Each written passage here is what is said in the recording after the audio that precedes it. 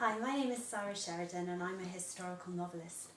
Research is a huge part of my job, and there's really nothing quite as exciting for me as going into a dusty old box in an archive or library and finding a journal or some letters, and as you read those words it's as if 200 or 300 years hasn't passed and that person is standing right next to you telling you their story.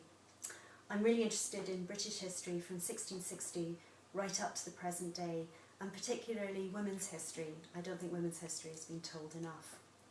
I don't restrict my research to the written word.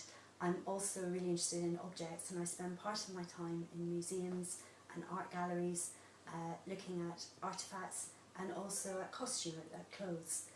You can find some really interesting things actually in antique shops and car boot sales as well.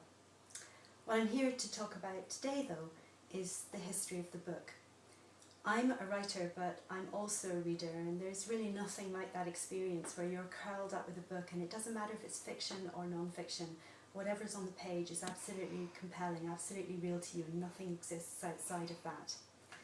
At the moment we're in the middle of a digital revolution in books and in publishing, and what's interesting about that for me is not so much the change of format from paper to digital copy, but the fact that the distribution possibilities takes some of the control of our cultural and literary heritage away from professional people like publishers and journalists and critics, and very squarely puts it in the hands of ordinary readers, and actually in the hands of writers as well.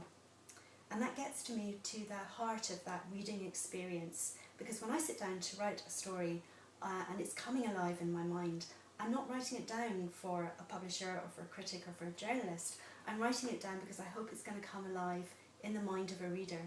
And that kind of very direct communication is something that's genuinely new and really exciting to me as a writer.